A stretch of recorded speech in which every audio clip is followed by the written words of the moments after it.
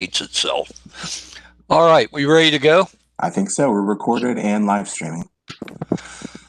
Okay, we're on the record. Call to order the, whatever this is, Wednesday, December 9th, meeting of the Victorian Village Commission. The next business meeting is Wednesday, December 30th, 2020. The meeting will be held virtually and conducted by WebEx. The next full commission hearing is Wednesday, January 13th, 2021. Again, because of the ongoing hearing, it will be a virtual hearing to be held by WebEx. And we have new state enabling legislation that enables us to do everything we're doing after December 1st. Next. Sarah, will you be our staff member today? Yep, just me. Do you swear or affirm that any testimony you give today will be the truth, the whole truth, and nothing but the truth? I do, Sarah Medwick. Very well. Okay. Commissioners present. Ms. Moriarty, please introduce yourself. Present. All right. Commissioner Conyers. Present. Commissioner Hissam. Present. Commissioner Decker is here. I do not see. Oh, Commissioner Kodheimer is logging on as we speak. Hi, sorry, I got a new computer and I can't find anything. Well, you're here, are you not? I am. Very well, we have full attendance. Let's see. Public forum. Anything? No. Very well. Approval of staff approvals. Do we have a motion to enter the staff approvals into the record? So moved. Second? Second. Moved by Conyers, second by Hissam. Discussion. Let's vote. Moriarty? Yes. Kodheimer? Yes. Conyers? Yes. Hissam? Yes. Decker, yes. Motion passes. Approval of minutes from the last meeting of November 18th, 2020. Have we reviewed them? And can I have a motion? Motion to approve. That was Kodheimer, second. Second. Second. That was Moriarty beat everybody to the punch. Discussion. Okay, let's vote. Moriarty. Yes. Kodheimer. Yes. Conyers. Yes. Hissam. Yes. Decker, yes. Motion passes. All right. Applications for certificates. Take it away, Sarah. All right. Patrick, can you pull up the agenda? Yep. Thank you. So first application is at 1087 Denison. This is a continued application. So this was reviewed just last month, and it is to install fencing around the parking lot that is bounded by Riga Alley, West 3rd Avenue, and Hunter Avenue. The applicant would like to install a 6-foot-high black aluminum fence or black steel. I've included in the staff reports the commissioner's comments from last month's hearing, which were that aluminum is not an appropriate material. The fence should be 4 feet high, not 6. 4 feet is still considered a deterrent to theft, and that 6 feet does not meet the Victorian Village guidelines, could be intimidating to neighbors, and could pose a safety issue if people were trapped in the lot. The applicant has indicated that they would like a vote on the project as proposed, though I know they're still here, or they're here today, and they may want to speak more to that. Staff's recommendation is that we would move forward and approve the application, just with the conditions that the fence is no more than 4 feet high, and that the applicant submit a landscaping plan. This is based on the standards for site improvements 3116.13 that speaks to the materiality of fences, which is that they could be wrought iron, stone, or wood, and that fences shall not exceed 6 feet in height. But that is mainly meant for side and rear yards. Fences that are facing a public way should be no more than 4 feet high. And I've included the standards for alteration as well, which is 3116.11. That speaks to the relationship between the feature and the immediate neighborhood, because I know the applicant did submit photos of nearby fences that are the same style and similar in height for consideration. Then I included the standard, which is 3312.21. This is landscaping and screening. It states that parking setback and perimeter landscaping conditions, landscaping in the parking setback shall be required to buffer automobile and pedestrian areas and uses, to provide headlight screening, to provide adequate visibility and safety, and to avoid illegal use of said area for parking.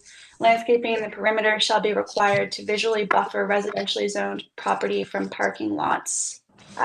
And then items 3 and 4 speak to that as well. So just to reiterate, staff's recommendation is to approve the project with a height reduction of down to 4 feet.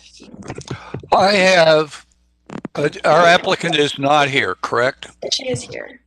She is here. Who is representing the applicant? Hi. Hello, who is this? Mr. Robbie? Kelly. Do you swear or affirm the testimony you will give is the truth, the whole truth, and nothing but the truth? Yes. Do you have anything to add at this point? So I did look into the 4-foot fence. With our budget, it would only be about $6,000 cheaper, and so our corporate office didn't feel that that would be justified to do. So we're really pushing for the 6-foot. What about the issues of vegetation to buffer from headlights and the like? So I'm still working on getting drawings and possible plant types. So it's still in the works. All right. Before I turn it over to everybody else, I was walking around this site with my trusty dog, which is near where I live, and some thoughts occurred to me. If this were a residence that backed onto Riga Alley, it strikes me that there are scores, if not hundreds, of instances of 6-foot fences that we have allowed along alleys. Similarly, the sides, which border a row apartment on one side and some sort of residence, it looks like on the other, side yards, a 6-foot fence would be appropriate. So I'm not quite sure, even though I kind of agreed with it last time, I'm not sure how we got on to a 4-foot fence as necessary all the way around. Now, on the other hand, if somebody put a 6-foot fence along Hunter Avenue, that would be inappropriate. On the other hand, this is for security. And Hunter Avenue is probably the least of the hospital's problems because that is something you're looking directly at out of half the windows of your facility, right? Mm-hmm. Correct. And so it seems to me that if you included in your landscaping plan some barberries or other obnoxious things to crawl through along Hunter Avenue, that might do it for you. Might it not? So do 6-foot on the siding in the alley, and then 4-foot for the front one. I'm one vote. I'm just throwing that out there and seeing what the other commissioners think of it, because it suddenly occurred to me when I realized what's on the three sides of this that we may not be being consistent with how we've treated fencing issues in the past. Will you pull up the site plan again, please?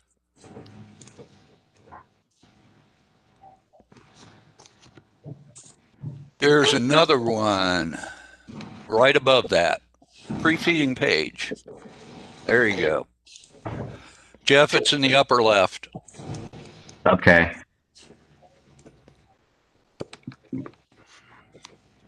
So this is the parking lot right across the street? Yep. Correct. Yes. And you agreed to what, Jack, last time? I agreed to 4 feet all around, but I'm not sure that that's consistent with how we've done things in the past. Once I looked at the site again and realized that we're talking about an alley and 2 side yards. I mean, I think about the parking lot right on the other side, but on Star, that is next to that Italian 8, and we basically said 4 foot all the way around with shrubs.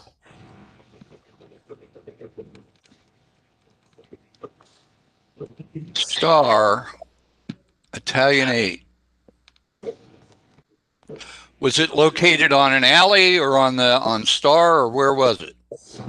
The parking lot went right up next to the Italian 8. It's not. So Star, it was a over. lot. It was a lot next to the lot occupied by the structure. Yeah. So it came out to Star Avenue. Yep. Star or the next street. But basically we had said 4 foot all the way around it. I don't know if our guidelines say that though. Well, I'm just thinking consistently as a parking lot, it should be 4 foot all the way around. I don't think it should jack up on some sides and then go down on other sides. I'm just throwing that thought out there. I don't know. Maybe no one else agrees with me. I'm just one vote also. I agree with Jack. I think we could do 4 feet on the Hunter side and landscaping, and then 6 feet on the alley side. Anybody else have thoughts? Yeah, I am wondering on what is it, Riga Alley? If we were to put 6-foot fence along the alley, is there any buffer zone between the alley and the fence where we could include some landscaping, or is it like right up against the right? There should be some pictures of the alley.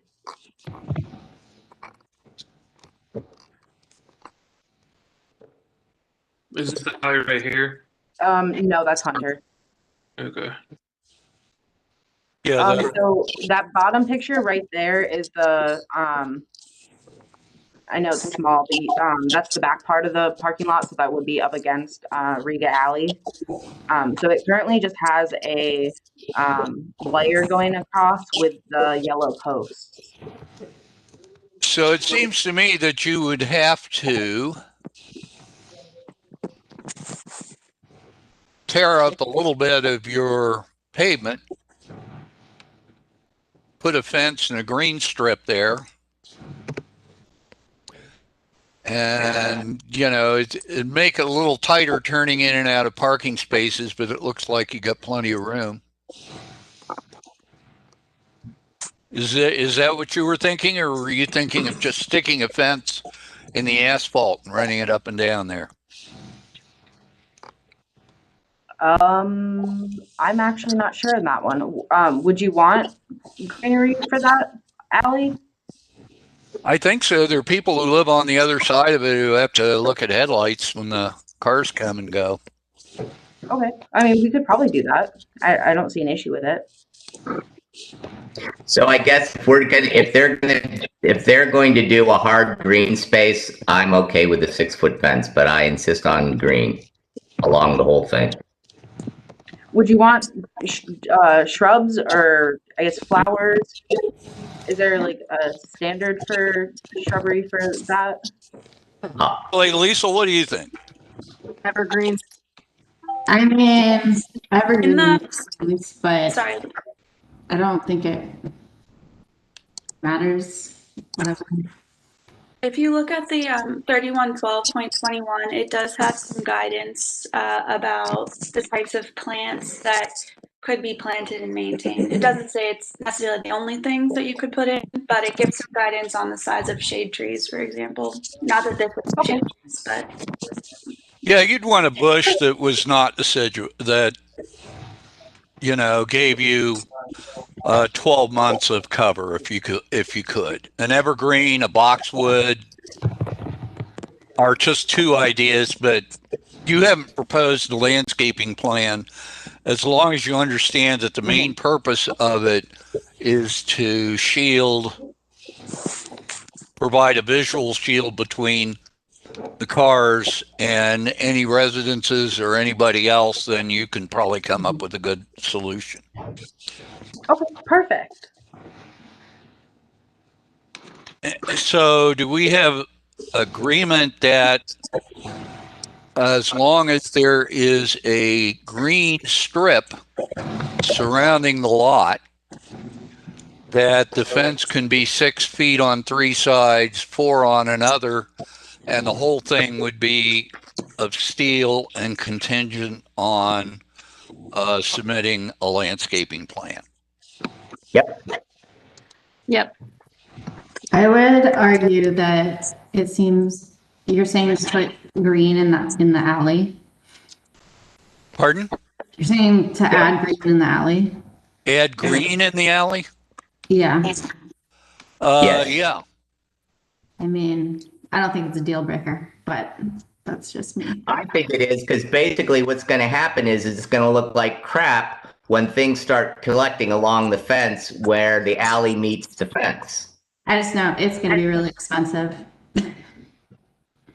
That's what, cost isn't a thing we need to think about. I mean, basically, we're talking about our neighborhood and what we do with parking situations.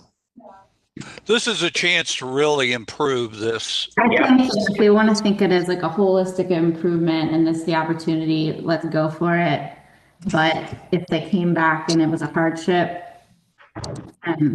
we could deal with it. Yeah, I don't think our representatives prepared to argue dollars and cents today, are you? Oh, no, definitely not. I would have to get Okay. it. Okay, Calliope. Anybody else have any discussion, or can we have a motion for a contingent I'll just say real or Part A approval waiting on the site of the landscape? I would just add a note that I would like the commissioners to clarify in the motion or conversation that the Victorian Village guidelines say that fences facing the street should not be more than 4 feet high, and that rear fences should not be more than 6 feet high. And just clarification that we're looking at the alley side as the rear. That's correct. I think that was my thought when I looked at it and when I initiated this discussion. So that would be why it would be consistent with the guidelines to do it 6 feet on 3 sides and 4 on the other. Thanks. And I suppose we also need a detailed drawing showing how you transition from 4 to 6 feet for staff. Jack, a quick question too as well. I would agree with those notes.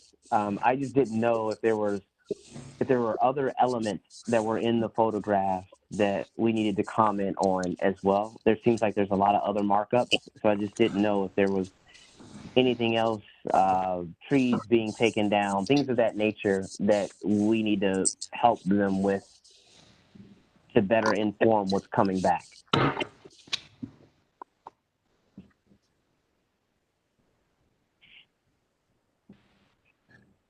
Oh, could you explain what the deal is with trees? It looks to me like you would put the fence very close to where the curbs of the car are, and then put a bunch of barberries or something in front of it. So what would you have to move or cut down, Calliope? So there's only 1 or 2 trees that got marked up, at least from the drawings that the fencing company that we're working with did.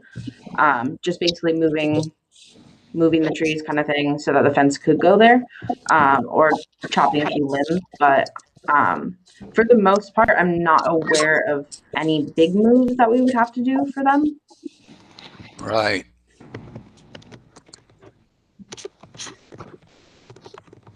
And then, of course, if we did move a tree, we would always plant a different one. Right. Well, you need to look into that more carefully when we talk about the landscape plan. Okay. Do you think, Sean, we can deal with any remaining tree issues as part of the landscape plan? Yes, sir. That provides clarity, and I would agree. Thank you. All right. Are we ready for motion? Yes, sir. I'll make A motion to Go for it. approve as submitted with the following clarifications that the 6-foot height fence along Riga Alley, as well as on the side yards, with a 4-foot fence on the Hunter side, with the understanding that Riga Alley is being looked at as a kind of an alley condition or a rear yard condition that would allow a 6-foot high fence condition. With the understanding that we need to see the transition details from the 4-foot high fence to the 6-foot high fence, and an additional landscape plan addressing the landscape conditions being proposed. The 6-foot high fence on the Riga Alley, there would have to be an introduction of a green landscape feature along the length of that fence represented in the drawing that would be reviewed in the future. So as I understand it, your motion is that a drawing of the transition of 4 to 6 feet would be submitted to staff for their approval? I think that, yes, sir. I would, yes, sir. Unless okay, someone was opposed to that go ahead.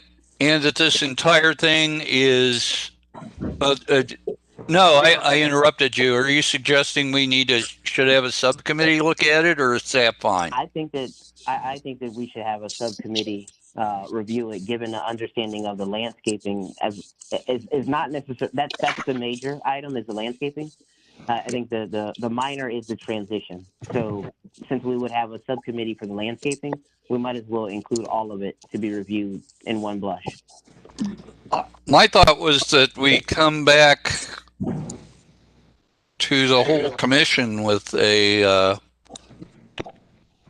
landscaping plan, but does the rest of you feel a subcommittee is appropriate? Yep, I'm fine with subcommittee. Do we want to have Liesel and Sean on the subcommittee? Sure. I'm fine with that. Very well.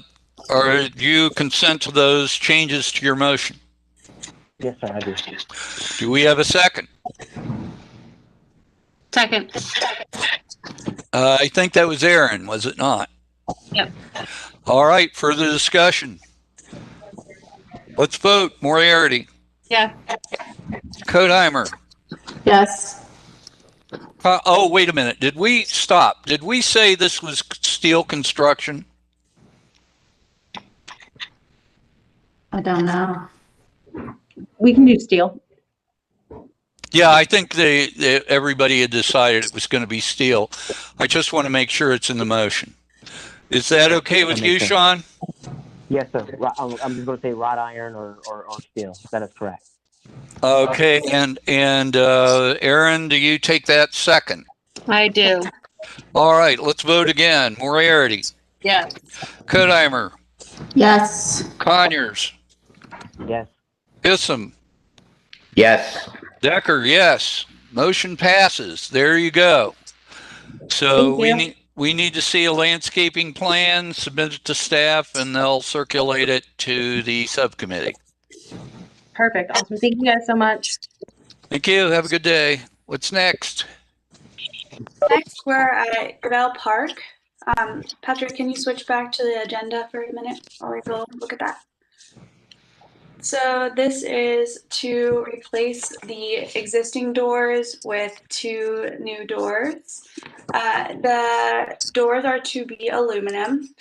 Commissioners at the business meeting asked staff to clarify when the existing doors were approved. I am not 100% sure when that happened, but I've talked to the other HPO staff and they said it was within the past 10 years they were approved. So these existing doors are not historic age, but aluminum is considered appropriate for institutional and public use. So I know my original opinion was that they should not be aluminum because that's not something we would consider appropriate at a residential house. But again, I talked to the rest of HPO staff and it seems that aluminum could be okay in this situation.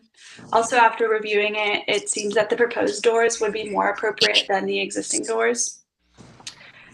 Staff's recommendation is to approve the application as submitted. And this is based off of mainly the standards for alteration 3116.11 states that contemporary design shall not be discouraged when an alteration doesn't destroy something significant or historic.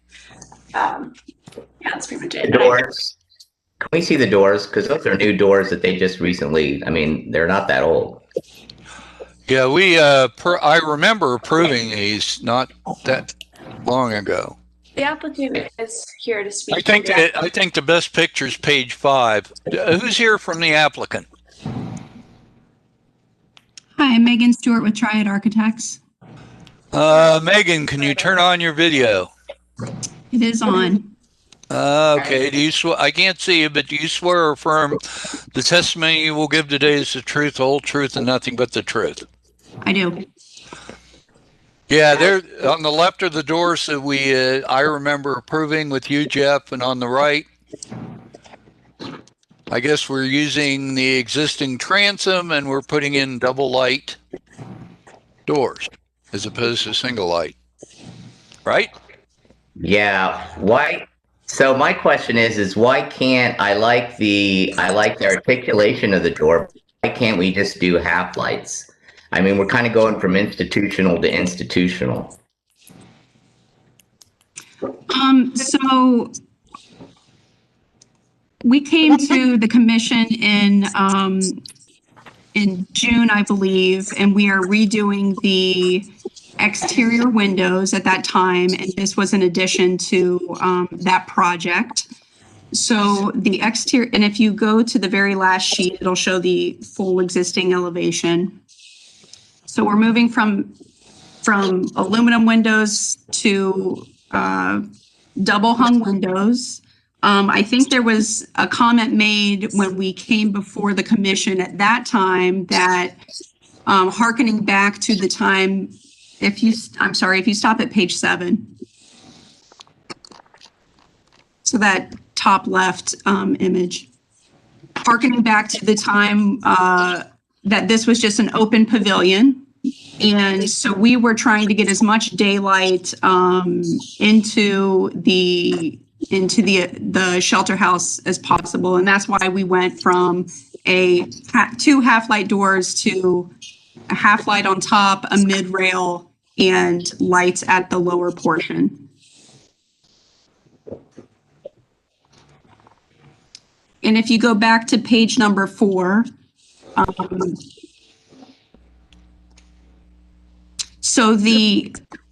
page number 5. So the finish selected of the Seawolf is in line with the aluminum clad wood window aluminum finish that we selected and was approved in June. And this tan-ish color is complementary to not only the mortar color of the brick, but also if you zoomed out and looked at the entire elevation, there's also buff brick in the more historic sides of the building. So we're trying to complement what's there. I got it. Thank you. Any other discussion? Just a quick question, Jack, and to the applicant is, I'm trying to understand. I'm looking at page 5, and page 5 has an alternate proposed door elevation that doesn't have a mid rail. So I was just trying to understand if that was a mistake or if that was also on the table as maybe another option, just to try to understand why that was also being provided. I'll jump in really quick and just say I left in the original proposal that they had submitted just in case we wanted to compare for any reason. So that might be what you're looking at. Okay, perfect. Thank you. Ma'am, the proposal does include a mid-rail, right? It does, yes. And the door are aluminum and not fiberglass, correct? That's correct. All right. Anything else? Nope. Anybody have a problem with this? Nope. All right, we have a motion. Motion to approve as submitted. Moriarty, so moved. Second. Somebody? Hissam seconds. All right. Hearing no further discussion, let's vote. Moriarty. Yes. Kotheimer. Yes. Conyers. Yes. Hissam. Yes. Decker, yes. Motion passes. There you go. This will look a lot better. Thank you very much. Have a good day. You too. Next. Damn it. I made the schedule. That language, Commissioner Decker. Excuse me, I'm acting as if I am at home alone looking at my computer and making things going away. Moving on to item 3. Oh, here's our agenda. Okay, I'll quit cursing. Item 3 is at 95 West 5th Avenue. This is a church at the southeast corner of 5th and Denison.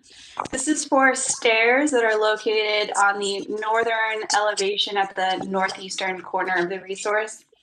The applicant would like to modify the existing concrete stair layout to add, first to just change the layout of the stairs, and then they'd like to add a lift. And changing the layout of the stairs would require infilling a basement window. Commissioners at the business meeting had a few questions. I've included those and their answers in the staff report. Commissioners wanted to know what would happen to the basement window. Answer is it would be infilled. New stair material would be concrete. There were 2 options shown because one was for the interior and one was for the exterior lift. So there's just one lift being proposed for the exterior. After I took a look at this, it looks like that basement window has decorative stained glass. So in my opinion, it should not be removed or infilled. The applicant explained that it needs to happen because the stairs and landing have to be modified to meet current code. Staff's suggestion was that the stairs were just replaced in kind, but they let me know that if they repaired them, they had to repair them to meet code. So staff's recommendation here is to continue this application to allow the applicant to provide some more information. I would like to see full-size elevation drawing of the stairs in a section of the building, and the applicant should consider and supply alternate options to infilling the window, like covering the window with something strong, clear, protective, leaving the window in place, trying to figure out a way to not remove this historic piece of the building. And this is based on 3116.11, the standards for alteration, which say that distinguishing characteristics of a property shall not be destroyed, that removal or alteration shall be avoided whenever possible, and distinctive stylistic features, examples of craftsmanship that characterize a property shall be treated with sensitivity. Item 9 in that section states that contemporary design and alteration should not be discouraged, but that's when such alteration does not destroy significant historical, architectural, or cultural material. And point 10 states that whenever possible, new additions or alterations shall be accomplished so that future removal would not impair the integrity of the structure. And I see Julie. All right, we have Julie here. Do you swear from the testimony you will give is the truth, the whole truth, and nothing but the truth? I do. What have you to add, if anything? Oh, I have quite a bit, actually. Oh, go ahead. There's a couple issues here. I'm just going to start with, so this is a required means of egress. We have a new congregation moving into the building. It's still going to be a church. And it's been being used as a church. It was just sold. So as a required means of egress, with the building department, independent of the ADA issues, you know, we first looked at repairing the stair. Could we repair it without moving it? And, you know, we had a contractor look at it and they basically said, no, it's going to have to be repaired. However, working with the city of Columbus in any case, whenever it's a safety issue such as this, because it's a required means of egress, they, even if it were not in bad shape, they could make us replace it. And they have, and they've done that to me on several projects in City of Columbus.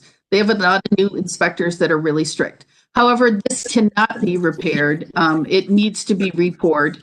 We're proposing concrete like for like. So the problem is what was there before, the landing is too small. And so it doesn't meet code. So when you come out the door, there's not enough landing before you go down the stairs. So we're required to extend the landing out in order to meet code. And I've extended it the minimum that will be allowed to do. The city of Columbus is just, I'm just to tell you, they're not going to budge on this. They never do. And part of the issue too with covering the window is where the doors are opening out onto the landing, you know, you can't really cut out around the window. It won't meet code. So that's the first issue, is we need to rebuild the stairs. The second issue is there is no handicap entrance at all for this church. We looked at a lot of different options to see if, you know, we tried a ramp on the side. It was going to be 72 feet long, but actually we could not fit it on our property. And this is the only place that we've been able to make a lift work for the ADA issue. So again, and we had to get like a special, I don't know what you call it, compensation. So what people are going to have to do is ride this lift up to the landing. The doors will open. They'll have to be transferred over to another lift to go up 4 more risers. And this is the only stair where we can do that and make it work. We think, I know, I've talked to the building department. They want an accessible entrance for code. It's also a bit of a liability issue for my client. I'm working with a couple of clients now where they're being sued because they don't have an accessible entrance. You know, people go around and check out buildings and, you know, we'll sue them. But the other issue is they also have parishioners that are in wheelchairs and need this accessible entrance. So it's not just a liability issue, it's an actual feasibility and use issue, is they need to be able to get their parishioners who are in wheelchairs into the church. So that's the issue we have with it. I did already provide a section on this page that, you know, we're basically replacing like for like. It's a concrete stair. We're replacing it with a concrete stair. I mean, this church was built in 1950. It's not as old as I originally thought it was. So I think those stairs were original, and they were probably assaulting them, things like that. And they've just deteriorated to the point where they need to be fixed. Before we have discussion, let me just ask this question of my fellow commissioners. Do we have a problem with this proposal aside from the stained glass window? Or is that the issue? I guess from my background, we see this all the time where people are getting sued. Legal organizations are going around and looking for this, and access is one of the preeminent importance. So I understand that. I'm just wondering is if in many houses, can we save that window from the inside and light it, but cover it up from the outside? So architecturally, it stays with the integrity of the building, but it's basically covered up from the outside. So then, Jeff, your issue is the window and not anything else, right? Correct. Anybody else have an issue other than the window? I mean, I love the chairlift in the front on the exterior front stairwell. I trust, Julie, that you looked at all these other entrances. I'm just looking at Street View right now.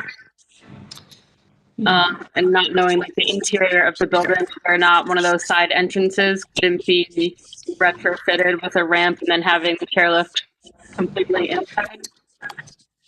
Yeah, if you look, there's a plan right next to it here. I don't know if they can zoom in. That other entrance doesn't work because there's an entrance here in the front.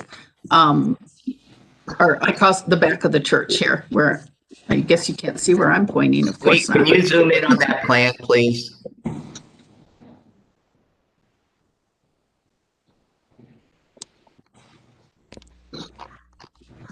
There you go.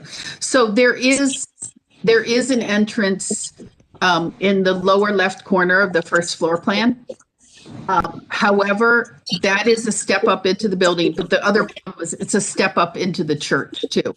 And I can't get a long enough ramp to go. If I got into that door flush, I can't get a long enough ramp in to the I'll call it the seating area to fit it at this location.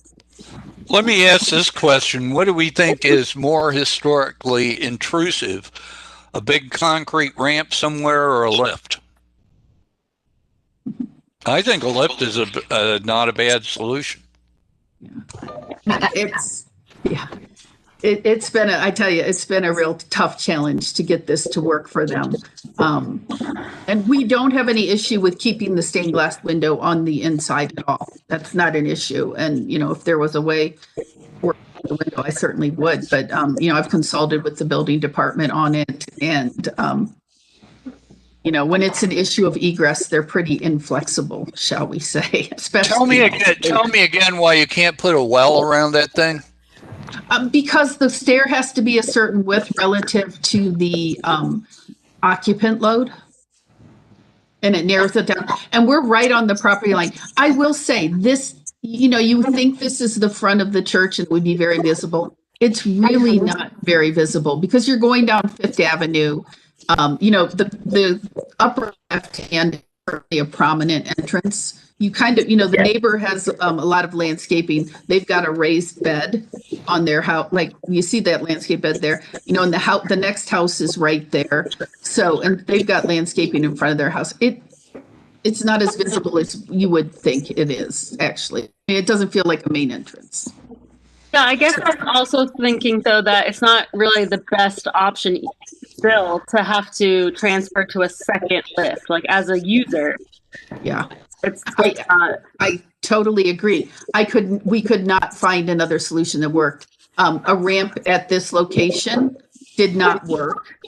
I really wanted to get a ramp along the side, but when you look at the site plan, you'll see we don't have enough area. And it was 72 feet long or 74 feet long just to get it at that lower level. So they've, we also, I'll just say, we looked at one of those lifts where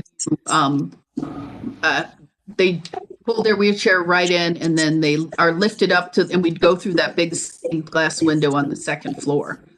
And that, well, first of all, was about $100,000. And we would have had to take out that upper stained glass window.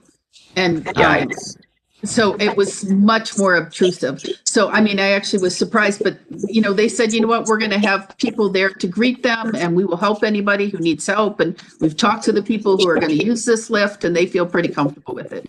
We do get a little bit of, because it's a historic from ADAG in terms of, that's why we're allowed to do this. Go ahead. I know it's not ideal, but it's it's the best we could come up with. Let me ask another question, Julie. I'm trying to understand your drawing here. Mm-hmm. If we could just scroll up just a tiny bit. Keep it blown up. There you go. Okay, let's enlarge and go back to our layout. There we are. Stop. Okay, here is our stairway. And it looks like you're going all the way up to the level of the doors in one flight, right? Correct.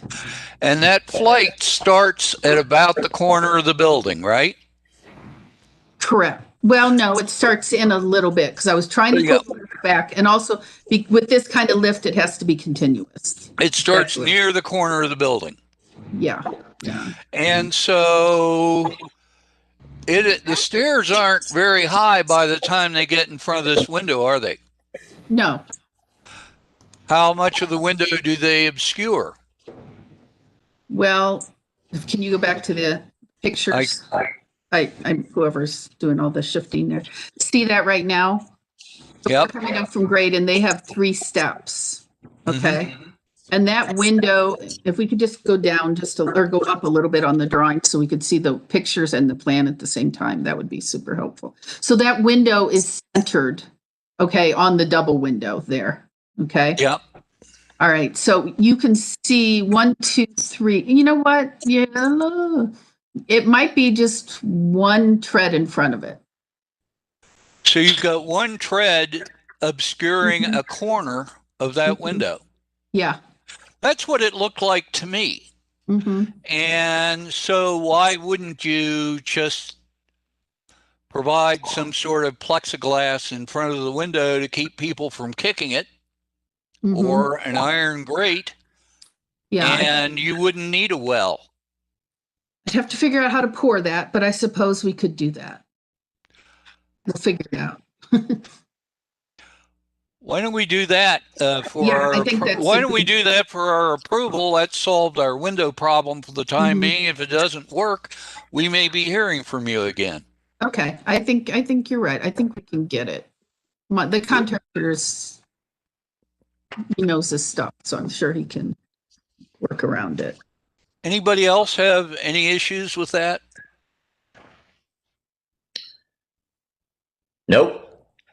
All right, do we have a motion? Motion as presented, with a caveat that they will look at how the cement steps will be poured as not to inhibit the stained glass window. Do you want to specify? Guys. Go ahead. Sorry. I was trying to get in, and my computer was muted, so I apologize. I didn't have any issues with the stained glass. The only thing that I wanted to bring to, or at least ask Julie, is two things. When this is landed and it's not in use, where is it stationed? Meaning the lift. Is the lift at the end, or is it landed up near the egress component, which is closer to the doors leading from the church? I believe it's up at the top. It can also be removed. Not easily, but it can. We are really worried about vagrant issues and damage to it being outside all the time. So that's our concern. Okay. But it's a couple bolts and screws and you can take it off. So, but it would be at the top. It would definitely not be at the bottom. I would assume it's programmable and you can tell it to park where. Yes. Yeah, exactly. Where you want, and I agree, you want to keep it away, and you may want to take it inside and teach somebody to use a wrench. Yeah, and maybe we'll come back with some sort of gate option, but right now we're. The only other item that I was thinking about, guys, is just being able to try to obscure it a little more, is providing a cheek wall kind of condition that would start to at least obscure this element if this element was just too strong of an element from the elevation standpoint. So, there's a brick cheek wall that is currently, kind of covering the side of the stairs. I think when the stairs themselves start to change geometry, there's going to be a large amount of concrete elevated. So if you look at the existing drawings, the concrete lands, the side of the stairs are kind of captured. In the proposed drawing, we are going to exceed that. So it seems like it would be relevant to have some kind of, brick cheek wall condition extend out to capture these new stairs. And then I think that would probably obscure some of the concerns that that Aaron and team were talking about too, in terms of the visibility of this lift. I think that's a great idea. Yeah, we could certainly do that. Jeff, do you want to alter your motion to include two things? One, to have somebody look at what they do to protect the window when the stairs are poured and used, and secondly, how this is going to affect that cheek wall condition. Does that make sense? And who do you want to have look at that? I'll amend the motion, but I thought I had already said something about the pouring protect the stained glass window. I think we may want the glass to be protected after the pouring, because you're going to have people's heels and feet right next to it. So Amend previous motion to include the pouring to protect the stained glass window as well as physical protection of the stained glass window, and also look at the facade or face wall encasing the new extended stair condition. All right. Do we want to have a subcommittee of Hissam and Conyers look at that? That's fine. That's fine. All right. Do we have a second to that motion as amended and amended? Second. All right, Moriarty. Any further discussion? Let's vote. Moriarty. Yes. Kodheimer. Yes. Conyers. Yes. Hissam. Yes. Decker. Yes. Motion passes. There you go, Julie. Good luck. Thank you. Thanks, Billy. Thanks. Bye. Alrighty, moving on, we're at 867 Neil, and I will make a note that this is just item 4 and it's almost 5 o'clock, so just looking at time. So applications both take part at 867 Neil. This first application is for landscaping. The applicant would like to add a blue spoon patio, in-ground hot tub, and outdoor kitchen per submitted drawings. Add a fence along the south property line, and at the back porch, install a new railing on the second floor and remove and replace the railing on the first floor. So the rear yard of this property was previously reviewed in September. At that hearing, the applicant had approval to remove a few trees and plant 2 dogwood trees.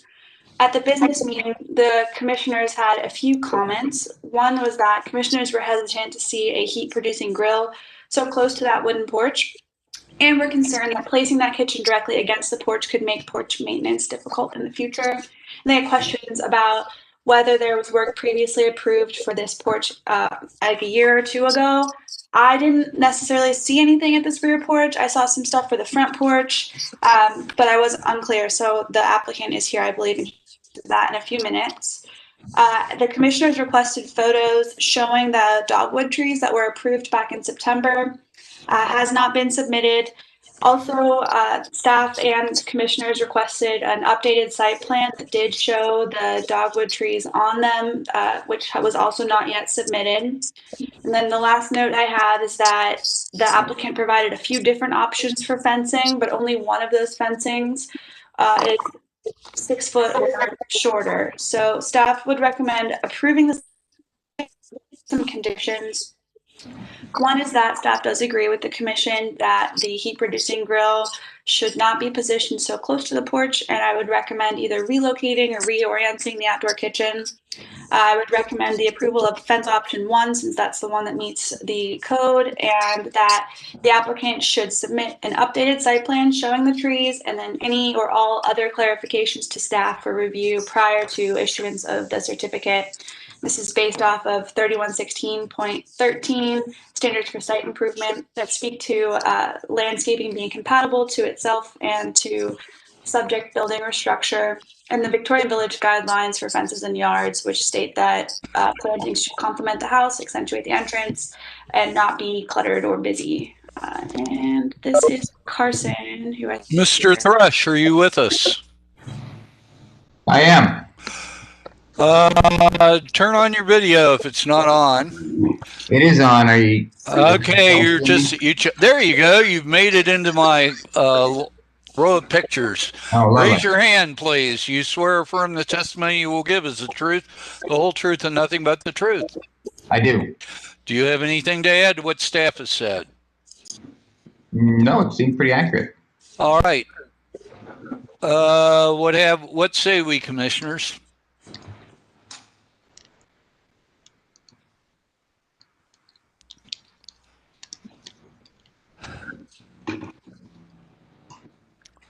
I'm basically confused by this whole thing. My head is spinning, but I do think that you have a big issue with your grill being up against a wooden porch. Jack or architects, is it any better to move that kitchen heat source up against the brick wall of the home? Probably not. but I'm not an architect.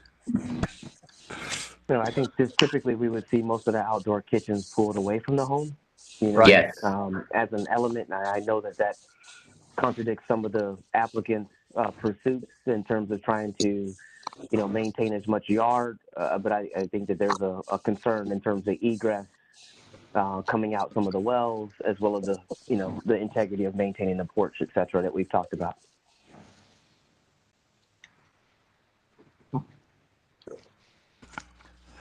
Carson, if you had to pull this, relocate your grill, how much of the rest of your plan would this change? I'd probably relocate it to make a wall, kind of like shielding the view from the air conditioners. Oh, That's not a bad one. The only downside with that is that I'd be limiting. If you look to the left, basically that's where the well is, where the window is into the basement, and that's a pretty big light source. So if I'd have to just make sure that I wasn't blocking too much of the light, because that's kind of at a scarcity there. I think that would be a better solution, actually. yep. And you got some room to move your, I don't know what this is, the 9-foot diameter hot tub. You probably got some room to scoot that to the west a little bit if you needed to get some more space. I could. I'm trying to maximize yard, but yeah, I could. You know, if light proved to be a problem or Sure. something like that. Do we have any issues with anything else here? I like the idea of moving the grill. I think that's even better. That certainly kills two birds with one stone as far as the long-running problem of your air conditioner compressors. Too soon, Jack. Or you could do a low curved wall around the hot tub and cook while you're in the hot tub, you know. Oh, it's really fancy now.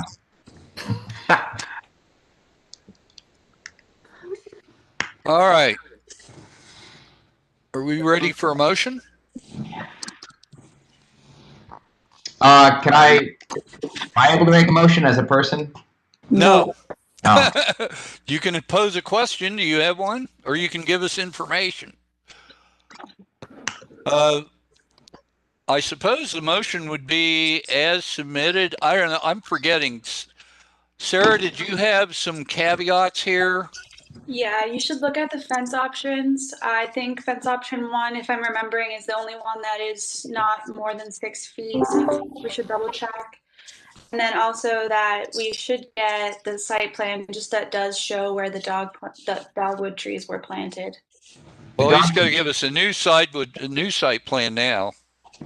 Right. And so the fence, 6 feet or less, and site plan with dogwoods and location of grill. I have a question on the fence.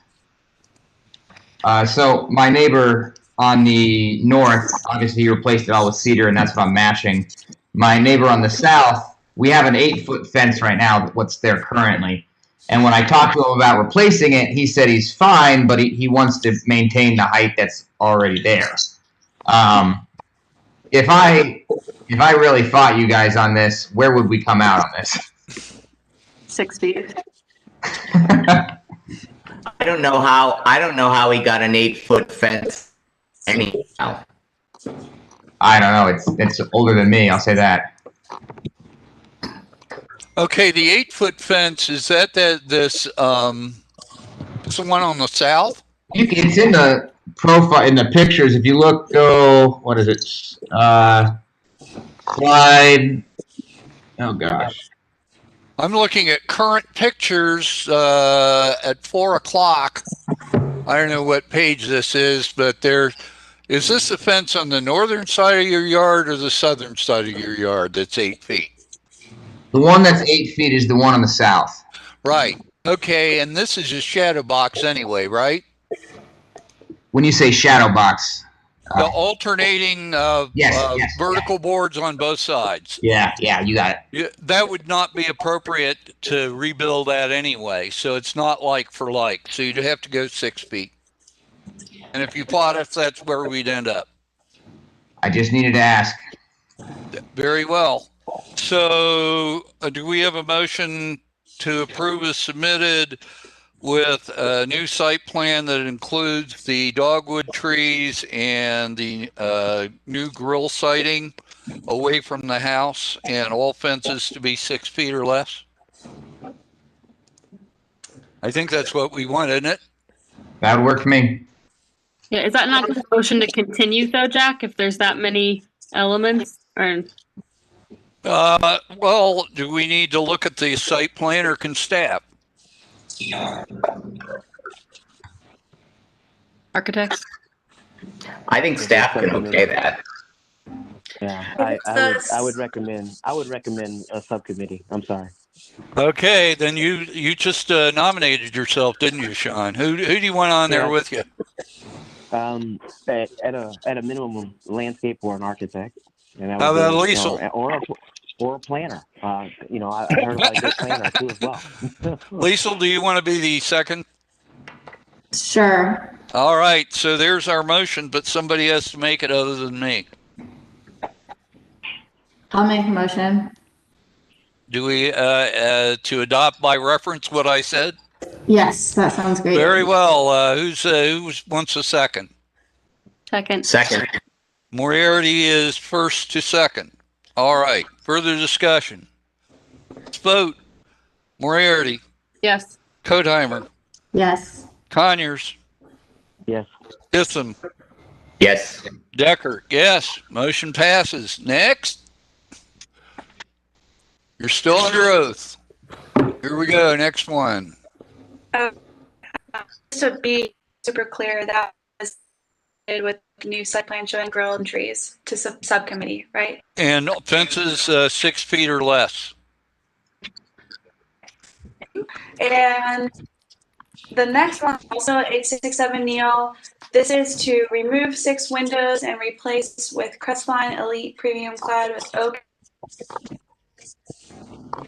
For commissioners, the business meeting indicated that the applicant should submit additional photographs. We want to make sure that these windows are fatally compromised if they're being replaced. I did not receive any additional photographs yet. So staff's recommendation is to continue this application to allow the applicant opportunities to submit those photos. It's very important that windows are only replaced if they are damaged beyond repair. This is based on guidelines in 3116.11, standards for alteration, speak to not distinguishing or rather not destroying distinguishing characteristics, and deteriorated features shall be repaired rather than replaced whenever possible. So continue for evidence of fatal compromise is the staff's recommendation. Based on these photographs, these windows look a lot better shape than the ones in my house up the street.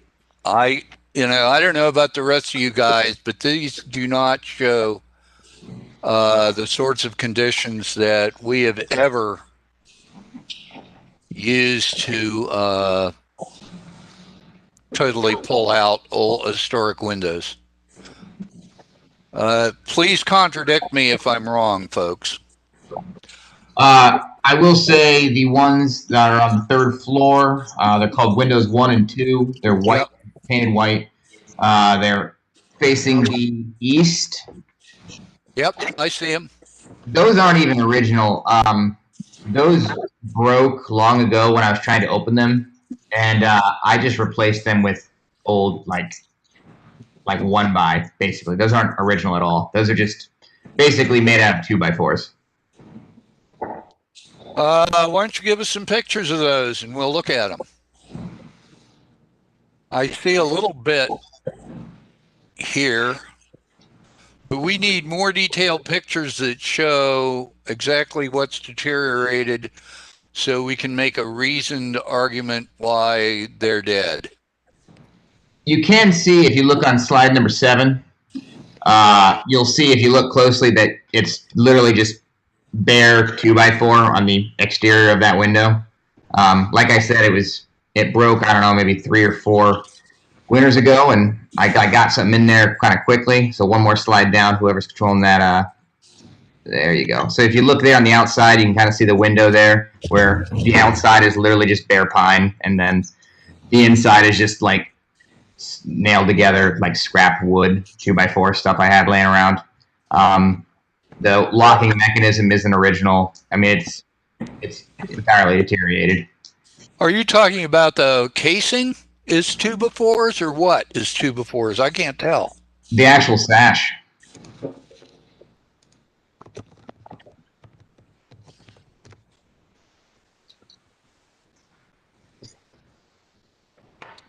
Like there's normally they router the inside of those windows as well. I mean, that's literally just something I made on a table saw in my garage.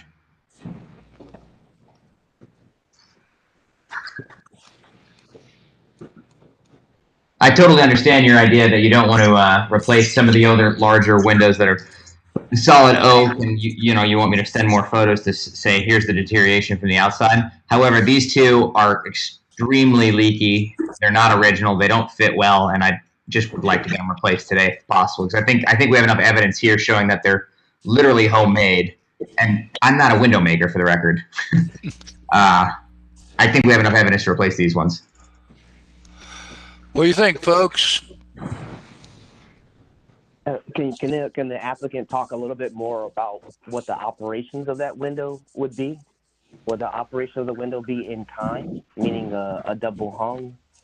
Yeah, we're doing a double hung. They're the same ones that I ended up replacing on the back in the kitchen, about maybe 8 months ago now. It's a weather shield product. It's the sister of... It's sold from Menards. It matches the other stuff. It's aluminum clad with oak interior. Would that be appropriate, team, in terms of it being an aluminum clad window on the balance of this front elevation? I can't recall a replacement of a window in the home.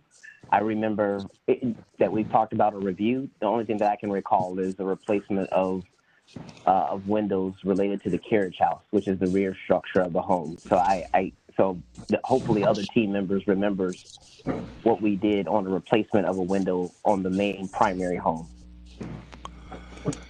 Sarah, what do you know about these windows that are proposed?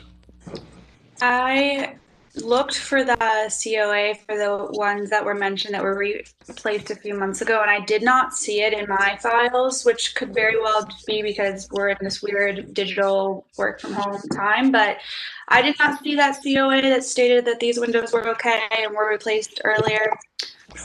That wasn't my question. I guess it's whether the crust lines he proposed using are appropriate and on the approved list. Right, they are not, but I've heard that they are just a different, like same thing sold under a different name of, I think it's in here. I think you included that. It's they're the sister of Weather Shield, which is on the approved list. It's just Menards' version of what they sell. It is what I replaced all the ones in the carriage house with, and yeah. Looking at your first photo, which is all we have of the front, the second floor windows are basically sui generis. You know, they're not the kind of thing anybody is going to match. No. So, you know, assuming it's painted outright, a normal double hung window is what you want up there on the third floor, isn't it? Well, I'm asking the architects and other cognoscenti in our midst whether the other commissioners are following along with me or whether I've lost myself. Staff's other question would be why not just pick a window from the approved list? But also that out of all the windows that have been submitted, these two look like they could have the biggest case for being replaced in kind.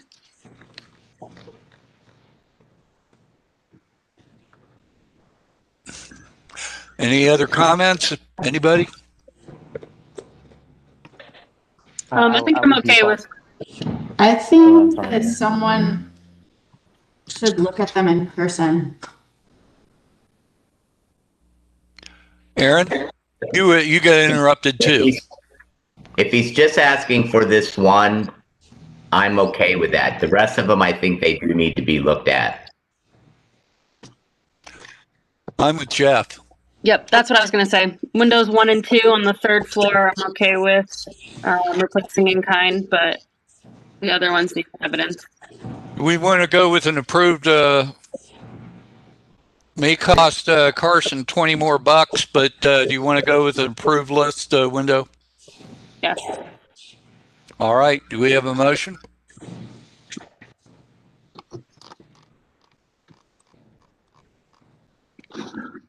Part A.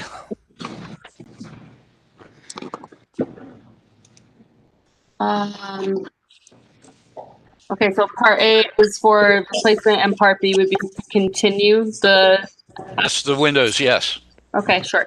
Motion for application 2012-008 part A to approve the replacement of windows labeled Windows 1 and 2 in the application on the third floor of the primary structure with an aluminum clad window Off the approved list. off the approved list. To be painted out to match existing. All right. Sure. Second. Second. Discussion. Yeah, Let's just a quick question, and I think that I just want to be clear. And so, the aluminum clad window is a cladded window on the exterior, so it will not be painted out. So I just want I want the team to understand that. So, meaning it's an aluminum clad on the exterior. It's going to come in a color, and that color is fixed. I think that's what the applicant is submitting. It's not a wood window. Thank you. Thank you. 6. Where is our color? Carson, does our color match? Yeah, it's a tan. Well, if it can't, we need to go wood and paint it.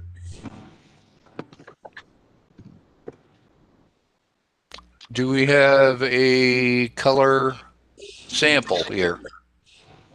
No, I didn't submit one of those.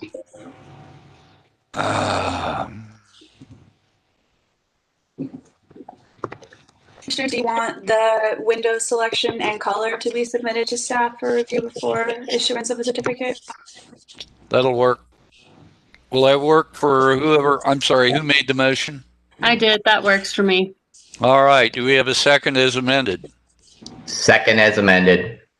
All right. Further discussion. Let's vote. Moriarty. Yes. Kodheimer.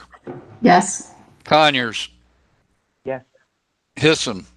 Yes. Decker, yes. Do we want to continue the remainder of the application to give Mr. Thrush the opportunity to submit more evidence, if there is such? So moved. Second? Second. Discussion? Let's vote. Moriarty? Yes. Kodheimer? Yes. Conyers? Yes. Hissom? Yes. Decker, yes. You're continued. All right. Have a good day. Have a good holiday. Thank you. Thank you much. All right.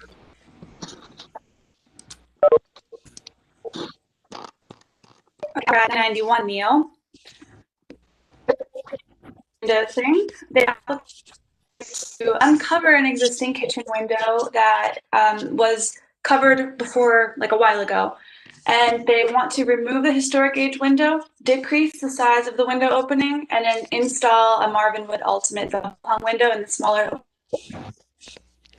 Applicant has indicated that they want to make this change to better align with the kitchen counter height. Staff recommends making a window well around the existing window rather than changing the opening. Removing a historic age window that is not fatally compromised and changing the size of that opening would both not be in line with code or guidelines. The applicant has submitted additional photos that show the condition of the existing window for your, per some comments that were stated at the business meeting. Staff recommendation would be continuing this application to allow the applicant an opportunity to submit a revised application, which would be to reopen the window but leave the existing window in place. This is based on alteration 2 and 5, which speak to keeping distinguishing characteristics of a property, not removing distinctive stylistic features. And then item 6, which states that deteriorated features shall be repaired rather than replaced whenever possible. And I think, Jesse? Do we have an applicant? I'm here. All right. Do you swear or affirm the testimony you're going to give is the truth, the whole truth, and nothing but the truth? I do. I'm also here with my coworker, Eric Maxwell. They'll also be speaking on behalf of the client. Mr. Maxwell, do you so swear? I do. Very well. What have you to say in addition to what the staff's presented? I'll start. We did some background research on the history of the property since your brown bag lunch meeting. The kitchen was remodeled in 1993, about 27 years ago, and we believe that's the time when the drywall was put in front of the existing window. And with this window facing south, the seasonal changes and the temperature changes between the drywall and this window, you can see from the additional pictures we sent. It's pretty much in disrepair. I took the carpenter went out with me and we looked at the window. It's unoperable, and it appears that they have cut the dumb weights, the weights for the window as well. And we feel, regardless of the height change, this window needs to be replaced regardless of the height that we're also proposing. Well, okay. Does that complete your presentation for the moment? For the moment, yes. What say you, commissioners? I think that we've always insisted that these things remain. That's why the drywall was over it. And if they want to incorporate this, they need to take care of the window and do a window well inside the kitchen. What about the condition of the window?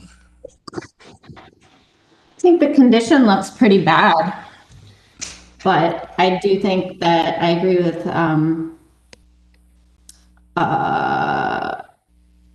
staff. Commissioner Hisson, oh yes. That they should do a window well. That would be the appropriate thing to do here. I'm trying to figure out, this looks really bad, but some of the stuff that's really bad is paint. It's painted shut, and you've got a bunch of glazing that's fallen off. I'm not sure that you've got stuff that's rotted and can't be cleaned up. The whole bottom sash area where you see the dirt and very rotted area, the bottom part of that lower sash. We're looking at what I think you're on the right picture. Yep, yeah, there we are. And the window will not open. Again, the weights have been cut. It is an unoperable, usable window in the house. I just want to add one other thing. Yeah. That kind of the past history of the house. In 2014, COA approval for the front of the house. All the windows in the front of the house were replaced in 2014, which is the most prominent side of the house, facing Neil. This window's location, southerly location, is non-visible from basically anywhere, I guess, on the site or the neighbors or to the rear, being that it's stuck back in that corner. If you see in the initial drawing. Sarah, do we have that application for window replacement? No, this is the first I am aware of that one. I think you'd have to put like a week's worth of labor hours into that window to get it to a good place. There's the issue with the weights. You know, it's common in our neighborhood to buy houses and find that the ropes have rotted and broken, and the weights have dropped down in the sides of those windows. And once you take the sash out, you can. There are access panels in the old double hung windows where you can fish the weights out and hang new ones. I don't think that's usually the least of your issues with But those windows. I don't believe we can take those sashes out without completely damaging them. I mean, they're that bad. If you put you push a nail into them, they're spongy and deteriorated. Well, I think just like we did with Carson, I think someone needs to look at this window, and I also think we need to look at why if there's an actual application for the windows in the front being replaced, because I don't remember this at all. 2014, I looked it up. The windows and the front porch were approved. Actually, 12/12 of 2013 actually was when it was approved. The other windows don't have this mullion going down the middle of them, do they? They do not. So that's another reason to change the to be matching the rest of the house by installing this new double hung window without any grill or mullion. Yeah, my guess is that the whole house had this style at one point, and somebody took a wrong turn somewhere. Well. The house was originally brick as well, and at some point they stuccoed and added the culture stone to the front of the house at some year in its lifetime. Again, I just want to reiterate, we're okay if we have to do the window well. I've done that in the past. It's not a great detail for a kitchen, but if we have to do that, we will. I just feel like this window, the amount of cost with it to try to save this window in the corner in the back of the house is not a cost prohibitive option for us to get this window back open. I guess I'm okay with that if in fact there's a legitimate application that we approved for replacing those others, and it would be the same window only on the back. Yeah, if the sash is rotted, and I think that's what you're saying when you correct are saying that if you stick something sharp in it, it's spongy, then we're talking about, then you're about out of options for your window. What do we want to do to document this, commissioners, or if anything? Well, I think if there's an application that we okayed switching those other windows out, I think the same should happen here. It's not, they're not going to just replace and restore that window just for the fact of restoring it. And he said he would do a window well. Yeah, I agree. Looking at Street View, they look like they've been replaced. So 100%. I do know that. Sarah, if you find legitimate application that we approved, I think it is what it is. Yeah, that's something that I can go take a look at. I don't have a digital way to access that, so I'll have to go into the office later this week and take a look. But I'm definitely able to and happy to do that. So you would also want to make sure, or mainly you want to make sure that it is the same type of window being installed. Yep. Sure. So that would be a contingency of your motion. Yes. That approval would be contingent on locating that other information and that this window matched it, right? Jeff. All right, motion time. I guess. Somebody want to? Can we make a motion on this application as submitted with the caveat that the city will look into the original application for the replacement of the windows? in the front. The window, if in fact it goes through, the window that they're wanting to replace will be replaced in kind like the ones in the front. And that the applicant will replace that window, not alter its height or width, and will create a window wall, a window well on the inside of the kitchen to address that window condition. Does that have us covered? May I ask a question about the window well? Yes. Is there a certain material or anything that is required to be what is facing on the exterior behind that cabinet? Does Victorian Village have any requirements for that? I think You're Sarah talking could about probably what's- get some details. I think Sarah could probably give some details of how it was addressed in the past. Are you talking about what's inside the window? Yes, so what would be facing the outside, what would be facing the glass? Like, here's a picture of one where you can see the cabinet and the countertop. Like, is that acceptable to Victorian Village? Our jurisdiction ends with the window. Okay, Yeah. just making sure Some there wasn't people, anything. some people have actually made copper inserts so they could do, plants or something in there. It all depends what you want to do. Okay, thank you. Yep. Do we have a second? Second. Moriarty second. Further discussion? All right, let's vote. Moriarty. Yes. Kodheimer. Yes. Conyers. Yes. Hissam. Yes. Decker, yes. We again have unanimity. You are approved with conditions. Thank you, folks. Have a good day. Good luck. Thank you, guys. Appreciate it. Next. We're at I just wanted to say I have a hard stop at 6 o'clock. We're trying to move as quickly as I can. This is item 7 of 9, so we're getting there. This is Go ahead. 331 West First Avenue. This is a rear yard and front yard application. So in the front yard, the applicant would like to add a path on the east side of the porch and then remove and replace a wooden gate.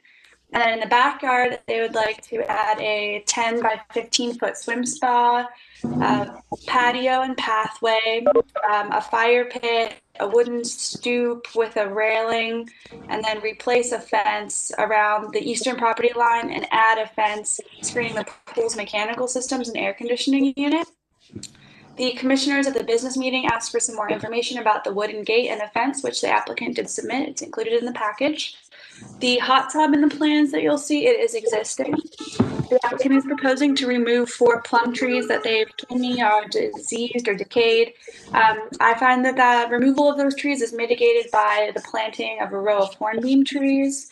And then my one concern with this is that the rebuild of that rear stoop appears to increase its surface area and it becomes more deck-like, which is not in line with BBC guidelines.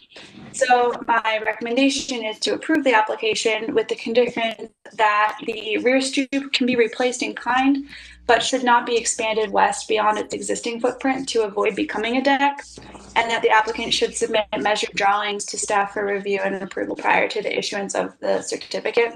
This comes from the standards for site improvement, which speak to landscaping, walkways, and improvements being compatible with each other, building and structure, as well as adjacent properties, and Victorian Village guidelines for porches, fences, and yards. They state that it's not appropriate for treated, unpainted lumber or wooden decks easily seen from the street, and then to the appropriateness of plantings that complement the house, and the non-appropriateness of landscaping that is cluttered or busy. All right, is our applicant here? I am. All right, who are you? Will Lainertz. Do you swear or affirm the testimony you will give is the truth, the whole truth, and nothing but the truth? I do. All right, do you have anything to add to what staff has said? I still don't see you, by the way. Is your camera on? It is. Yeah, I can see him. There you are. All right, do you have anything to add? No, I'm here to answer questions and Interested Very to hear well. what the commission says about the rear stoop that I proposed. Very well. Discussion.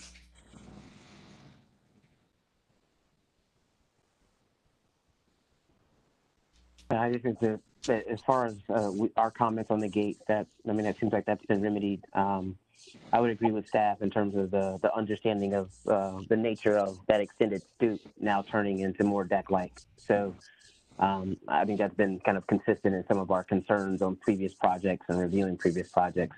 So that would still remain as one of my concerns as well. We're going to have 2 above ground water features here, right? The swim spa and the hot tub. Is that correct? That's right. Is that an issue for anybody? Okay, it's not. That's fine. Any other issues?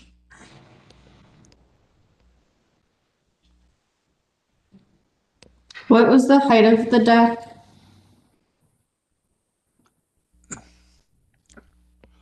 I guess 24 inches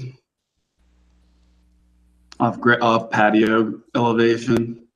Mm-hmm.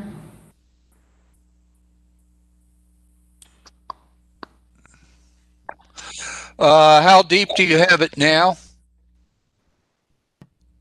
The stoop is 4 or 5 feet, 5.5 feet off the house, and is 9 feet wide. That's its current dimension or its proposed dimension? Proposed dimension. The existing dimension, I believe, is just like 3.5 feet by 3.5 feet by 4 feet, I believe. I have the drawings. So you're talking about adding 1.5 feet. 18 inches. I'm adding more than that.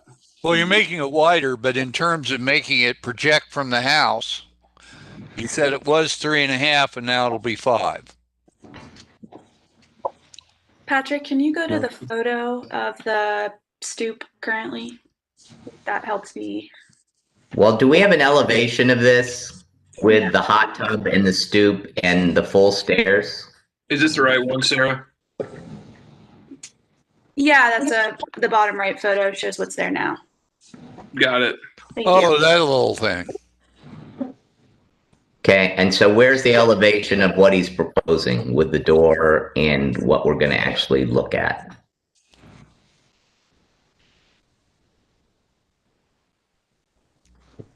I'm not sure if we have that. I think that was part of the recommendation to submit for.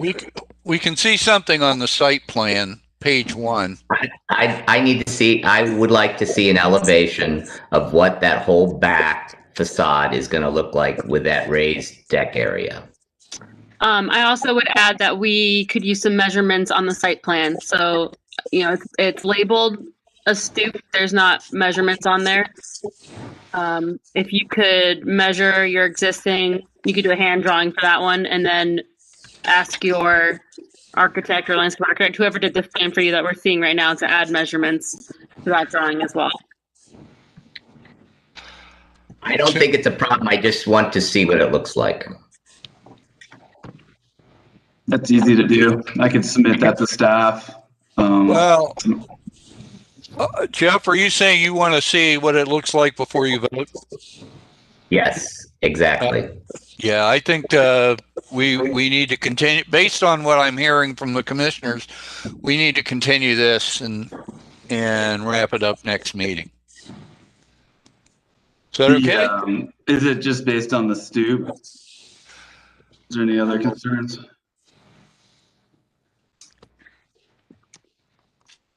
It's a stoop for me. Okay. Same here. I can easily submit an elevation of the south side of the house. Also, if you're planning to have any railing around the stoop, I think you have a metal railing for the staircase, but not for level portion, which is going to be right up against your hot tub, which could be an issue. Like There's going to be a rail only on the west side of the stoop. There will be a rail on the opposite side, partly because they want to be able to enter the hot tub from the upper elevation. Yep. Okay. All right. Do we have a motion to continue? Motion to continue. Let's hiss him. Do we have a second? Second. It would be, who was that? Aaron? Aaron. Further discussion. Moriarty. Yes. Kodheimer. Yes. Conyers. Yes. Bissum. Yes. Decker. Yes. Motion passes. possible- We will see you next week. I think this is going to, once we get everything nailed down, we'll see. Is it possible to divide the application up so we can move forward with the pool?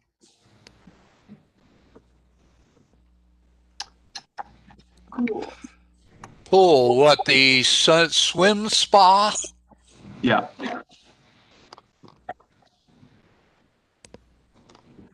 The reason why is that it's on order apparently, and will be on site at some point. Early 2021. I just didn't want to hold that up if possible. But if you don't want to divide it up, we can wait. Well, if it's already ordered and if you're storing it on site, I don't think you're going to get it final installed by this time next month, are you? No. Then it's not an alteration to the property. It's a swim spa sitting on it. You don't need our approval to store your swim spa. Well, we can just do all this all at need once. Approval to get a building permit to dig to dig out the foundation for the pool swim spa. All right. Anybody have an issue with the swim spa? I don't. You want to make a motion to approve that, part A or B? B. What we did was part A, which is continue everything except what we're going to grant. So make an amendment to the previous application submission to break it into two parts. What A we've already acted on. B we will split and actually address the swim spa as submitted. Second. Second. Conyers was quicker on the draw. Further discussion. Commissioners, does that include like anything around the swim spa, like the coping, like the path around it, or just to dig the pit? He needs to dig a hole and put the swim spa in there, and that he doesn't need to do the rest of it, as far as I know. Just the swim spa. Got it. All right. Further discussion. Let's vote. Moriarty. Yes. Kodheimer. Yes. Conyers. Yes. Hissam. Yes. Decker. Yes. There you go. See you next week, month. All right. Happy holidays, everybody. You too. You too. Okay, that's all our applications now. Now we have two conceptuals. That's right. So I don't see the first applicant here. Do the commissioners still want, unless I'm missing it, we can still speak to it if you want me to write down feedback to give to her, unless you want me to move and skip this one for now. Let's skip it while. Yeah. Let's move on and come back to it if we have time. Okay, and this one then is at 647 North High Street. This is to modify an existing window into a service window for carryout, and then to install a permanent mural on that service window wall. That would be either heat applied vinyl or on weatherproof boards. And so, hold on, let me scroll past that one we didn't just do. So a couple of things about this one is that the proposed wall is on High Street. So the Short North Design Guidelines state that murals are not appropriate on building elevations that front High Street. This wall is angled away, but it is still on High Street.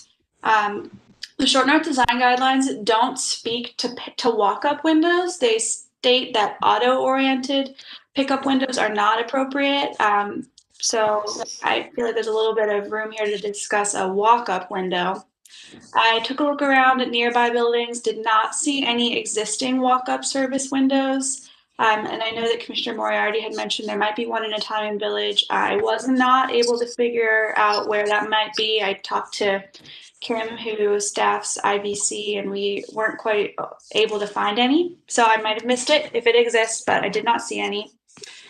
So overall staff's feedback on this would be that a walk-up window could be okay, possibly with commissioner discussion, but that the mural is probably not okay, especially since this mural seems to be more advertising for the business than an art installation. This is based on the Short North Design Guidelines that state that the appropriate location for a mural is on the side or rear elevation, and that the standards for alteration 3116.11 speaks to the relationship of a feature with other properties in the immediate neighborhood. And I'll also note that this is not a historic age building. It's in the Victorian Gate condos. So the building itself is not historic age. Very well. Do we have an applicant? Yes. Applicant, please identify yourself. Niall Woodson. Mr. Woodson, do you swear or affirm the testimony you will give us the truth, the whole truth, and nothing but? Yes. Anything to add? I would like to add that the main reason that we are proposing the service window, there's two. One is due to the current pandemic circumstances that we're under. There are some more requests that we've been given from health department, safety guidelines in terms of our staff, in terms of our guests, that I feel a service window would really keep everyone safe, considering distancing guidelines, things of that such. Also, because of the pandemic, we are looking to leave, sell, or close our downtown location. And putting in this service window would allow us to utilize more of our interior space as kitchen, prep, staging area than is currently set up with the interior seating. So the main focus here for us is to get the window. The mural was just thought to be like a nice installation. I will also add that I have already received approval from the Victorian Gate Condo Association Board on the mural as well as the service window in this location. Thank you. Commissioners, what think you? Okay, so I just wanted to clarify what I was saying in the business meeting is that the windows that are already installed at the market in Italian Village, it's on the corner of 3rd Ave and Summit Street, have been operating as takeout window. So it's they weren't installed to be that, but they've flexible during COVID, and their windows sort of like accordion out of the way instead of sliding like the one that were shown here. So I was suggesting that perhaps there was a different window type that could operate as a walk-up window and be able to easily open, but would still kind of assimilate back into normal operations or just into the historical character better after COVID. So I would, Aaron, those are basically just the opera windows that they've opened, and they open to the street and they open to the eating area, but they don't utilize them in inclement weather. I think I'm okay with that, but I'm not okay with, it's a slippery slope, allowing walk-up windows along High Street. And I understand the situation right now, and I understand businesses are hurting, but I think architecturally, I think it's a slippery slope to okay these. So I'm kind of okay with the walk-up portion of it, as far as like diverse and active streetscape. I think it's interesting and it's different enough from a drive-through that I think it could be entertained. But if you're talking, Jeff, about just the window, physical window itself, I think there's probably other options. Yes. Can I speak to Yes. so the window at the Market Italian Village has been cross-utilized in current circumstances as a carry-out window, but they're not designed to be opened and closed. So this style, like regularly, this style of window is designed to slide very easily, which would be a little bit more energy efficient in terms of air conditioning or heat. That would be a more like open it and leave it open situation. And then also there is another example in the neighborhood. It is on the Italian Village side, but it is Mikey's Late Night Slice. They have a walk-up service window that they serve from on Oddfellows patio. That is this style with, I believe, 2 doors.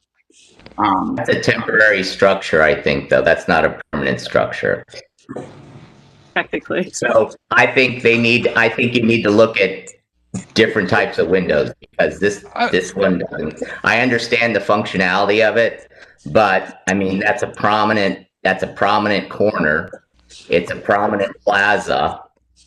I think you need to do a little bit more work on those types of windows, because I'm sure there is a Worthington Dairy Queen or something in a very restrictive area that they've worked hard to figure out what is the correct window for that location. Let me ask this question. We're describing something that we're kind of okay with in Italian Village. How does that window work? Is it like a casement that folds out like a Dairy Queen, Jack? You pull up, they slide the window, they throw your stuff out, and they slide it back. That's how the proposed window works. Yeah, no, I'm understanding. The ones in Italian Market they open them when they're ready for business, and they keep them open until they close business. But it operates like a casement? No, so Jack, forget about that. Forget about that. What we're saying is what he's proposing is okay if, in fact, they find a window that is more architecturally substantive to put in a location like that. And what would such a window look like? What would such a window look like?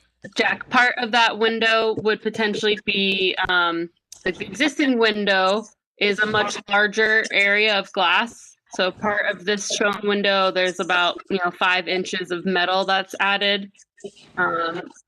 So maybe there's a window that fills that entire space, even with the slider. And I don't know, guys, does it need to be a different color? Well, I'm thinking that the depth of that slider is basically the depth of the space between the transom and the lower panel. So I think it would be very easy for them to find a window that fits that. So we're okay with a window that's designed like this as long as it appropriately fills the space and correct. Just one of the applicants. So that's something we could approve now, and the owner could, I'm sure, buy that or have it made. I don't want to do that. This is also just conceptual. Oh, it's conceptual. Never mind. I did want to add that this is, I just Thank had you. a designer quickly render something just for a visual representation. This is not a specific model window. We can totally accommodate. I just wanted to make sure that there was grounds to do so before proceeding with formal approval. And walk up is a good idea. Aaron made the point. It activates that area. I'm okay with that. The window needs to accommodate that space. Okay, excellent. I think we largely agree on that. And I think maybe the art you can forget about. And then I guess the only other thing we would request when you come back for an application is actually a cross section so we can see what your ledge is or where you're going to put whatever when I come to pick my food up. So Yeah, we can see something there, but we can't tell how it works. Right. If you're applying a shelf to the exterior, you have to anchor it into the mortar and not directly into a brick. So we'd want to see that kind of section drawing. Kyle, did you still have the idea about the board, or are you kind of moving away from that? It was just, again, an idea, a thought that I thought fit the brand a little bit and would serve the purpose. But if it's going to be a sticking point in terms of that material or that item, I'm totally amenable to putting something else out there. I just thought that having some sort of ledge there would make it easier in terms of the POS. And like expo, like putting a bag there for someone to grab, et cetera, et cetera. So I'm not. I think, especially if we're not approving a mural or any art like surface art, I actually really like the surfboard idea. I think it's interesting and it adds character. And it is an arts district. I'd remind the commission. So having some interesting features on the exterior is okay. And sorry, if I could ask one more thing. Part of our inside, we have a wall that's painted like the famous Japanese wave painting. My shirt actually has it on, since I didn't get to submit a picture of it. But we were wondering if something like that, which is an actual, in fact, famous artwork, would be more appropriate. Cover less space of the wall because we would essentially do a slightly different outline, but it would be an art feature, again, serving the purpose of bringing some attention there. The Victorian Gate Association liked this idea as well. So kind of not as pizzazz like this, crazy fluorescent, more branded, more historic art. Yeah. My own view as the commission fuddy-duddy is that we're kind of going astray a little bit by allowing a sliding window here. You don't want to surround it with neon and arrows saying, "Look at me." That's why he's proposing something else, Jack. Jack, can then I don't understand what he's proposing because I thought it was different art. He is. Can you hear me? Yes. Yes. Okay, sorry. I had a couple of questions. One was, do you know the height of the window ledge? Is that a comfortable height for serving? I apologize. I don't have them in front of me. I do have the measurements, though. And then I don't want to say the wrong measurement. So So you might want to look into that, just because that could influence the window or how well it operates as a takeout window. The other question I had, or just a suggestion, rather than putting like a ledge out there for serving, I've seen this in lots of places. They will set a table out there or some sort of loose fixture while they're open, instead of having to attach something to the building. And it could be something that fits the brand, obviously. And then I like the wave idea. I think that would be appropriate. It's not a historic buildings either, so. And in general, I think we need way more takeout windows, walk-up windows everywhere. I don't understand why we don't have more of them. Agreed. I'm totally open to a shelf, as opposed to attaching something to the wall. If that seems easier, we can definitely. I mean, you could build like that out of a surfboard and bring it out. For sure. And then the other reason for having something there was, so that it would potentially be a little bit lower and easier to reach, things of that. Yeah. So for accessibility options. And then of course, we still have a door right there. So we're totally open to Yeah. And accommodating in person, whatever that would require, but making this as accessible and easy as possible. Right. Yeah, a cart on wheels so you could wheel it out of the way for somebody on wheelchairs. There you go. Absolutely. Anything further? I would just say I think we need to see the proposed artwork. I'll have a new rendering done of the wave. Thank you. And yeah. Nope, my fuddy-duddiness about any art around No this window. fuddy-duddy. You got it, Jack. All right. Does that do this?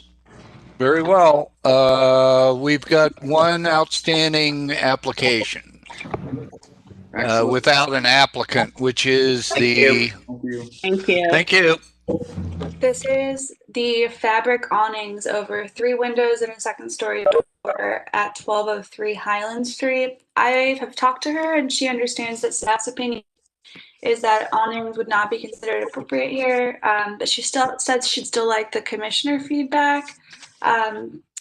So staff's analysis of this is that generally fabric awnings are considered for commercial buildings, not residential buildings. I looked around, I don't see any nearby buildings that have fabric awnings on residences that did like a 360 turn. The Victorian Village guidelines for awnings state that they should not be considered a permanent solution, so that was something to consider as well. Unless research shows that they were present historically, which we don't have that evidence available that shows that. So my recommendation to her was to consider alternate shading solutions. What do you think, folks? Well, there used to be awnings on houses all the time like that. Our old pictures show that. But they were the ones that opened and closed. They weren't permanent ones like this. So I don't think it's a good, because that's just a awning material stretched over and they would be permanent like that. I don't think it's acceptable. Why don't they get drapes on the inside? I don't even understand. Yeah, I don't. Like, why would you want that? Persuasive awning salesman. I don't know. I don't.